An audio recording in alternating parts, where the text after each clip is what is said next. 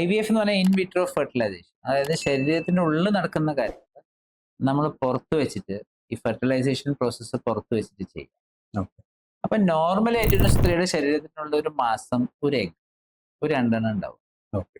IVF-ൽ നമ്മൾ എന്താ ചെയ്യുക, 8-9 ദിവസം അവർക്ക് ഇഞ്ചെക്ഷൻസ് കൊടുക്കും. ഹൈപ്പർ സ്റ്റിമുലേഷൻ എന്ന് പറയും. ഓവറിയുടെ ഉള്ളിൽ കൂടുതൽ അണ്ട ഉണ്ടാവാനുള്ള ഇഞ്ചെക്ഷൻസ് കൊടുക്കും. Hormonal injections. ഓ. കൂടുതൽ അണ്ട ഉണ്ടാവാൻ.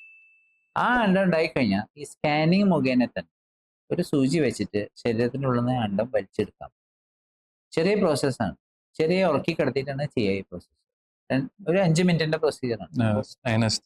അനസ്തീഷ്യ കൊടുത്തിട്ടാണ് ചെയ്യുക. ഓക്കെ. ഇപ്പൊ സാർ ഈ എഗ്സ് ഹാർവെസ്റ്റ് ചെയ്തു, you have done the procedure, പിന്നെ തിരിച്ച് അമ്മയുടെ എഗ്സ് ഹാർവെസ്റ്റ് ചെയ്തിട്ട് ശരിക്കും അത് ഇഞ്ചെക്ട് ചെയ്തിട്ട് 2, 3, 5 അങ്ങനെ 2-3 സ്റ്റേജ് ഉണ്ട്. മാക്സിമം 5 ദിവസം വരെ അതിനെ പുറത്ത് നമുക്ക് വളർത്തിയെടുക്കും. ഇൻക്യുബേഷൻ എന്ന് പറയും. ഇൻക്യുബേറ്റർ എന്ന് പറഞ്ഞൊരു സാധനമുണ്ട്.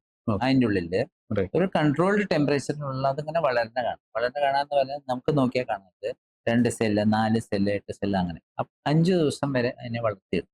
അതൊരു നിങ്ങൾ ഡെയിലി മോണിറ്റർ അതിനെ മോണിറ്റർ ചെയ്യും. ഇത്ര മണിക്കൂർ എന്നുള്ള കണക്കുണ്ടായിരുന്നു.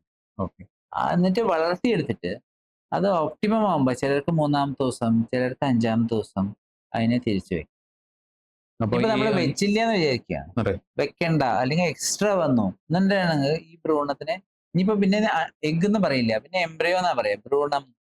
ഈ ഭ്രൂണത്തിനെ നമുക്ക് തണുപ്പിച്ചു വെക്കാനുള്ള സംവിധാനം. ഇൻഫെർട്ടിലിറ്റി ട്രീറ്റ്മെന്റിൽ ക്രയോ പ്രിസർവേഷൻ, തണുപ്പിച്ചു വെക്കുക എന്നുള്ളൊരു കോൺസെപ്റ്റ് ഉണ്ട്. അത് തണുപ്പിച്ചു വെച്ചിട്ടുണ്ടെങ്കിൽ അത് അവിടെ വർഷങ്ങളോളം ഇരിക്കും. നമുക്ക് പിന്നെ സൗകര്യം അനുസരിച്ച് തിരിച്ചു വെക്കാം.